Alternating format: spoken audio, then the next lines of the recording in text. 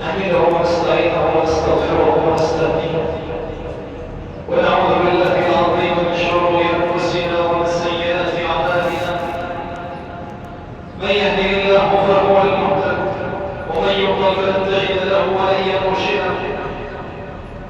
واشهد ان لا اله الا الله وحده لا شريك له، واشهد ان محمدا عبد الله ورسوله وصفيه من خلقه وحبيبه، ادى الامانه وبلغ الرساله ونصح الامه وكشف الله به الامه، وجاهد في سبيل الله حق جهاده حتى اتاه اليقين.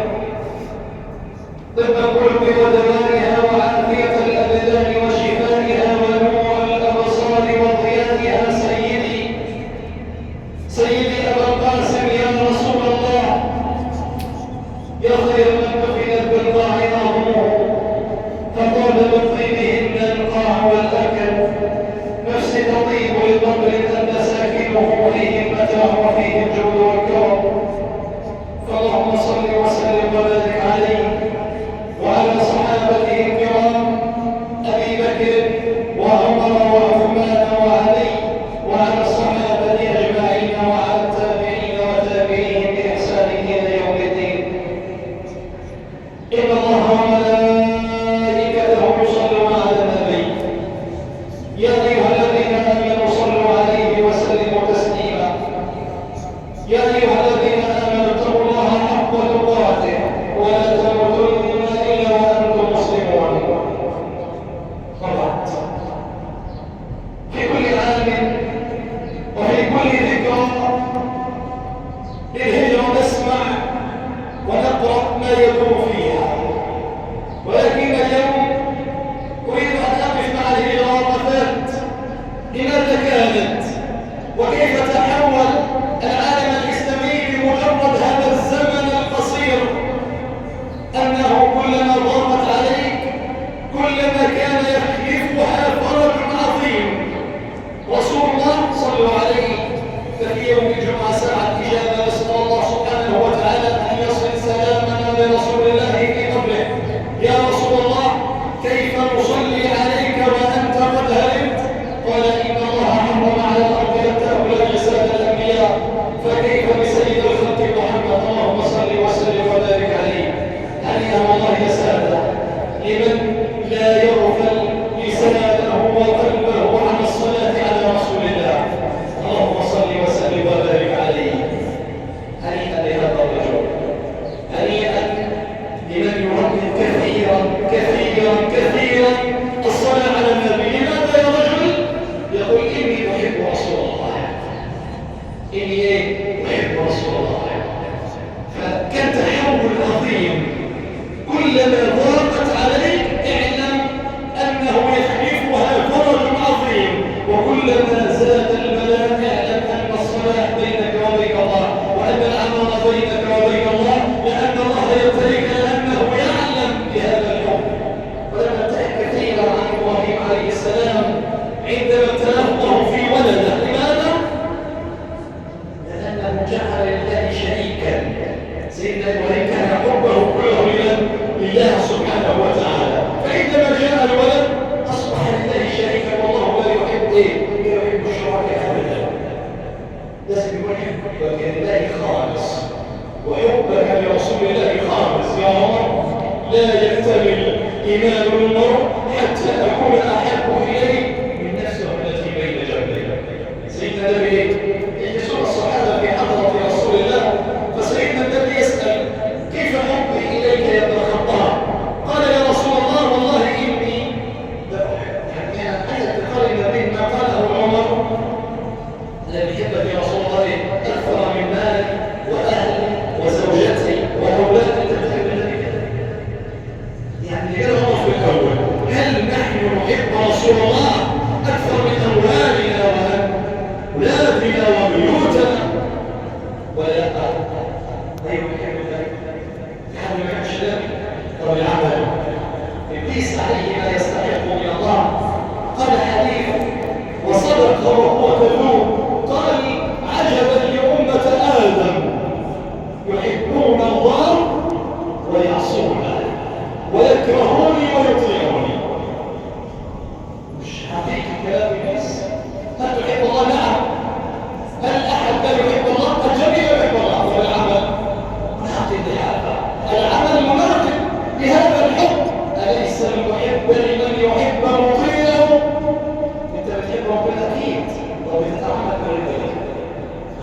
ولذكره. لا تنتظر في الصلاة لماذا؟ تكذب وتتحرى كذب لماذا؟ تشهد شهادة زور لماذا؟ حتى لو تبغض الله تكفى يبقى طريقة تكره الناس في حد في الدنيا ما بيروحش الناس هو بيكره الناس ولكن يقبل الجار يكره الناس ولكنه يعيد في الجوار إذا يقول حتى كان 2 سم أو 3 سم من المبنى عشان خاطر يزود الأرض شوية تكره الناس ولكنه يتعامل بك ويفعل كل ما يكره الناس يبقى الحب والكره النار الحب والكره النار يحب ربنا سبحانه وتعالى يلتزم بكل أوامر الله. يبقى سيدنا النبي صلى الله عليه وسلم عندما أراد الهجرة للتنبيط على الدين وعلى الدعوة. رسول الله يسأل يعني كلها بين قوسين كده ما دعا للإسلام ولم استطاع أن يعرف هذا الدين عرضا جيدا فدخل الناس بدين الله أفواجا. اليوم الخطباء والعلماء والدعاء يدعون إلى هذا الدين ولكن لا يستطيعون عرضه. ليه؟ لكن هي تحدث عن الإسلام. الإمام حسن البصري له كلمة شهيرة يقول فيها لا تحدثني عن الإسلام ولكن دعني أرى الإسلام فيك. أنا مش عايز كل الناس يقول قال الله وقال رسول الله. الخطباء على المنابر والعلماء في الشاشات والقنوات على السوشيال ميديا وغيرها كل الناس يتحدثون في الدين. كل الناس يقولون قال الله وقال رسول الله ولكن العمل مؤمن بهذا. نحن استطعنا أن ندعو إلى الإسلام ولكن فشلنا أن نعرض الإسلام. وعرض الإسلام إزاي؟ عرض الإسلام في التعامل. دخل الناس في دين الله أفواجا من معاملة النبي وصحابته الكرام معاملة إسلامية. فدين الله لم يقتصر فقط على الصلاة والصيام فقط مش على الأركان 5 بس. يعني احنا لو عددنا الأركان هناك من نسقط عليه الأركان. يعني احنا أركان الإسلام شهادة أن لا إله إلا الله وصيام رمضان وحج البيت وإقامة الصلاة وإيتاء الزكاة. طب الفقير واحد فقير فإيش سقط عنه فريضة الحج ولما أنه فقير سقط عنه الزكاة ويزكي منين؟ لا يوجد بل يزكي. طب المريض لا يصوم يبقى احنا ايه؟ أركان الإسلام 5 هناك من تصل عنه ولا يأكل الذنب لهذا لأن الله أمره بعذره ولكن لا يسأل الصلاح. كم من المسلمين لم يسأل في الصلاح ما لم يصل في هذا الدين التعامل المعاملة بين الناس أن تؤدي الحقوق إلى أهلها. مصيبة أن نقرأ آيات المواريث يزال ونحن آكلين الميراث. مصيبة أن نقرأ آيات الربا ونحن نتعامل بالربا. يبقى الإسلام في وادي والقرآن في وادي ونحن في وادي آخر. عندما نوى النبي صلى الله عليه وسلم بهذه الهجرة المباركة نوى عندما ضيقوا عليه الكفار من كل جانب حتى أنهم قالوا نوزع دم محمد على القبائل حتى لا تفقر قبيلة محمد ويمكنون لأدنى أنواع الخسة والمذالة. ولكن ينتظر النبي في المدينة تأسيس دولة الإسلام والمسلمين. هم يضيقون عليه في مكة وينتظره الناس في المدينة بالعلوم والأزهار والأناشيد. إذا كلما ضاقت اعلم أنه يخلفك فرج عظيم. وعلي بن أبي طالب الذي بات في فراش النبي صلى الله عليه وسلم هذا دل على شيء يدل على أنه ضحى بنفسه وكل ما يملك. ويعلم علم اليقين أن الكفار سيدخلون بيت محمد ثم يضربوه فيقتلوه فيبيت علي بن أبي طالب في فراش رسول الله وينتظر أجله. إن العبرة من هذه الهجرة التضحية أن الصحابة ضحوا بأرواحهم في سبيل هذه القضية. عندما قال يا عمر لا يكتمل إيمان المرء حتى أقول أحب إليه من نفسي التي بين جنبه. والحب مش كده. الحب مش احنا مثلا نروح للعمره ونلتف حول بيت الله الحرام ونردد الله اكبر لبيك اللهم لبيك وانا اكل الانحراف وانا عاقل والدي والله لن يقبل منه. متصله تتصل واسمعها من زمن بعيد وتتصل بالشيخ من اهل الفتوى فتقول يا شيخ كلما ذهبت لبيت الله الحرام لا اسمع نداء. أنا مشيت العمرة أكثر من مرة وذهبت للحج أكثر من مرة ولكن كلما ذهبت للبيت لا أسمع الأذان لا أسمع في مشكلة هي تسمع كويس. الأذن ليس فيها مرض تسمع كل شيء ولكن لا تسمع الأذان. فكان رد الشيخ قال إن الله يقولك ألا تدخلي هذا المكان فهذه إشارة لك بهذا ولكن هذا لا يحدث إلا بذنب عظيم. أنت اخترت إيه؟ ذنب كبير حتى أن الله يأبى أن يغفر هذا الذنب. هي مشي الأمر أكثر من مرة والحج أكثر من مرة الله يسأل يغفر جميع الذنوب. يعني ربنا سبحانه وتعالى يغفر لك طالما تبت من تاب لله توبة نصوحة غفر الله له كل شيء إلا شيء واحد يوم ظلم الناس. هذا يقول الله إيه؟ إن هو يسامحك أو يقتص منك الدنيا أو يخرج هذا العالم إلى فقال اتباع شيء عظيم الله سبحانه وتعالى يأبى أن يغفره لك ماذا فعلت؟ قالت كنت أعمل في تغسيل الموتى. نعمل إيه؟ في مستشفى ونعمل في تغسيل الموتى وكان يأتي للناس بالأعمال أعمال السحر والقضاء وعلى في أحوال الموتى ثم أخيط عليها ثم أكفيهم فيأكلونه أصحابه فيتلونه. فتعجب الرجل وقال كيف يغفر الله هذا وقد تألم كثير من الناس بسبب هذا كيف يغفر الله هذا؟ إن الله يغفر كل شيء إلا ظلم الناس.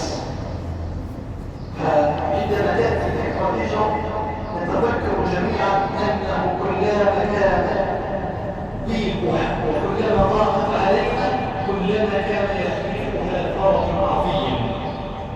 النبي صلى الله عليه وسلم رغم أنه رسول الله وأنه يتنزل عليه الوحي من السماء إلا أنه لم يترك الأمر بما تخطيت. يعني مش ماشي بالدنيا كده وخلاص ما ينفعش ماشي بالدنيا وأنت لا تخطط بأمرك ولا تدبر بأمرك وتقول أن الله سيكون وأن الله سيكون. ولكن رسول الله بذاته لم يترك الأمر هكذا ولكن خطط لكل شيء.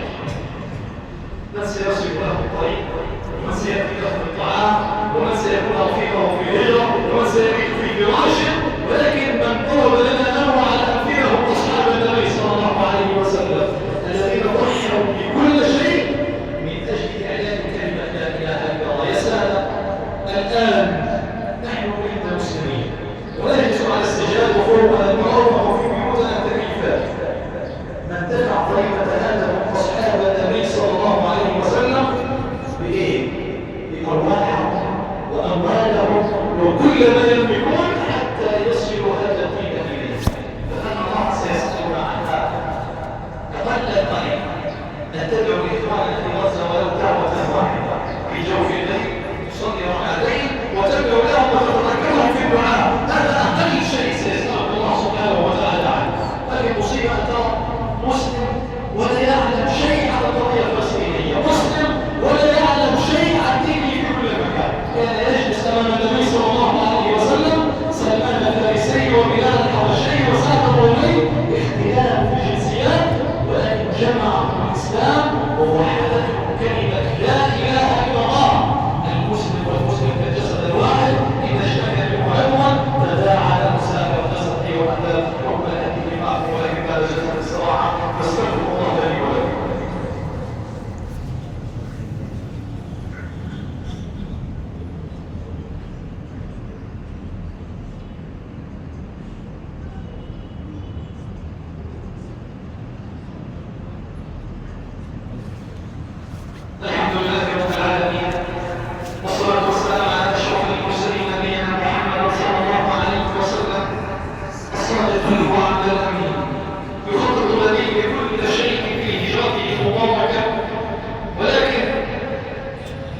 المشركين والكفار لا يتركوه.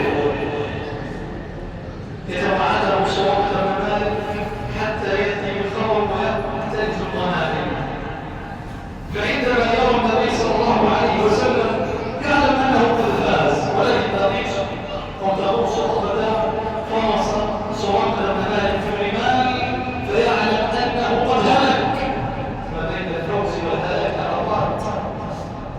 فيقول الأمان يا محمد، فيقول له النبي أتأمن خبرنا ولك الصوارم مثلا. عايز تتخيل المشهد. سيدنا النبي صلى الله عليه وسلم هو مع أبي بكر الصديق لا يأمنان على أنفسهم أن يقضوا حاجتهم، ثم يتوعد سراقة بن مالك بصوارم مثلا. يعني إيه؟ مفاتيح أمريكا وروسيا الآن. يعني مثلا أهل فلسطين يقولوا ايه؟ سنعمل معانا الشيء يعمل. الواحد مثلا يقول العقل البشري يقول لا يأمنون أن يؤمنهم بلدتهم الصغيرة، لا يستطيعون أن يغزى. كيف سيكون أمريكا وروسيا وهذه البلاد التي تضيع في العالم كله؟ كيف؟ فسيدنا النبي صلى الله عليه وسلم يقول يا سراقة ائمن خبرنا ولك الصوارم.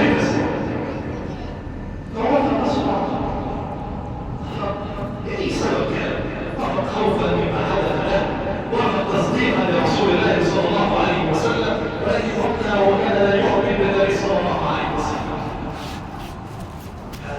النبي شهد فيما قاله رسول الله أن رسول الله يعلم أن هذا الدين سينتصر بعز عزيز القوم في دليل، أن هذا الدين سيمكن في الأرض، يموت الذين ولم يتولى المسلمون سواري مصر، ثم يخلفهم من بعده أبي بكر الصديق ثم يموت ولم يتولى المسلمون سواري مصر، ثم يخلفهم من بعده عمر، ثم يتولى المسلمون، ثم ينادي جمع الناس أين سراقة بن مالك، فيأتي يتعكز من بعيد فيقول خذ يا سراقة وعظ رسول الله لك.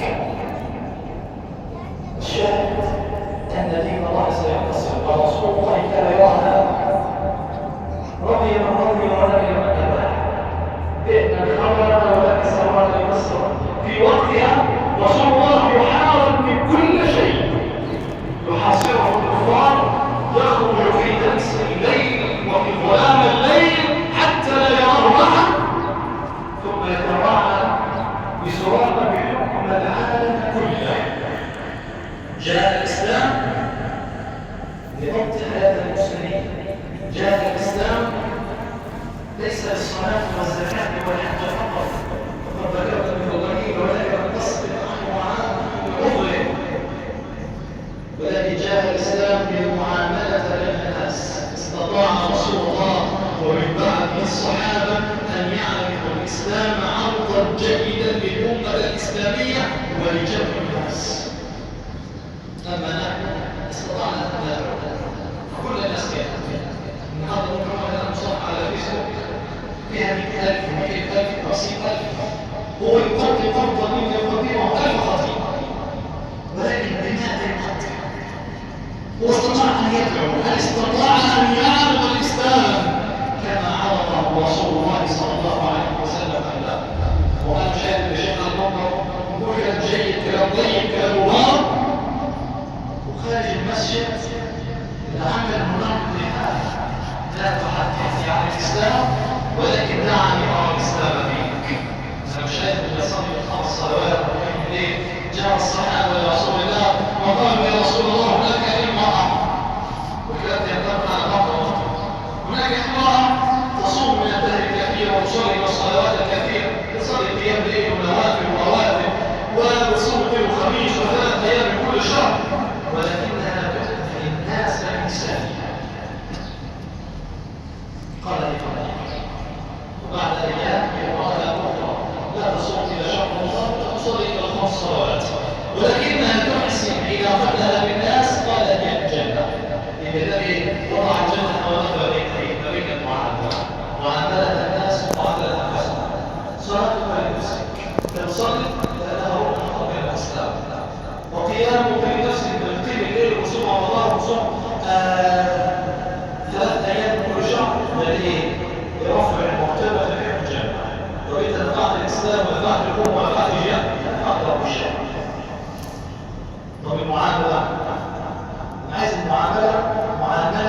إسلامية. ساعات واحد مثلا يعمل واحد مصاري معاه هو إذا بيفهم المعاملة أحسن هو معاملة المعاملة فقط. تقول بتاعك تفضل معاملة فلان سهل، ولكن لا تفضل الإسلام بما نفعله معه. فالإسلام دين الله في أوطنه، دينا جاء به رسول الله وهو أعظم دينا جاء للبشر. شوف انت لما نفسك لو مات لو اتبعت دين الله كل شيء. شوف التحكم بهذا صفحة دين الله لا يرضى بالظلم، دين الله لا يرضى بحب الوالدين، دين الله لا يرضى بأكل الربا، لا يرضى بشرب الخمور، لا. دين الله دائما يحرص على الطيب والكامل الخبيث. فيا سادة في ذكرى هجرة رسول الله صلى الله عليه وسلم ما نتعلمه هو أنه كلما طاب كلما كان يحلفها فوجا عظيما. هو حكم الله وحكم رسوله يجب أن يكون حكما صادقا لا كلاما يتلى على ألسنتنا، ولكن حكما نابعا من قلوبنا. وما من يوم جمعة إلا وفيه ساعة إجابة. فادعوا معي أن تكون هذه الساعة اللهم اهدنا فيمن هديت وعافنا فيمن عافيت وتولنا فيمن توليت. اللهم اغفر لنا وارحمنا وعلى طاعتك أعنا. اللهم انصر إخواننا المجاهدين في فلسطين، اللهم كن لهم ولا تكن عليهم. اللهم سدد رميهم وارحم شهداءهم وداوي جرحاهم واشف مرضاهم واحمي أعداءهم. اللهم عليك باليهود الملاعين، اللهم لا ترفع لهم راية ولا تحقق لهم راية، وآمنا في اليهود آية. اللهم آمنا في اليهود آية، اللهم آمنا في اليهود آية، اللهم آمنا في اليهود آية. اللهم اجمعنا في ساحات المسجد الأقصى مهللين مكبرين مصلين لله رب العالمين. اللهم آتنا في الدنيا حسنة وفي الآخرة حسنة وقنا عذاب النار. آخر دعوانا أن الحمد لله رب العالمين. إن الله أمر بذلك ونهى عن ذلك، أمر بالعدل والإحسان وإيتاء ذي القربى ونهى عن الفحشاء والمنكر والبغي يعظكم لعلكم تذكرون. واذكروا الله يذكركم واستغفروه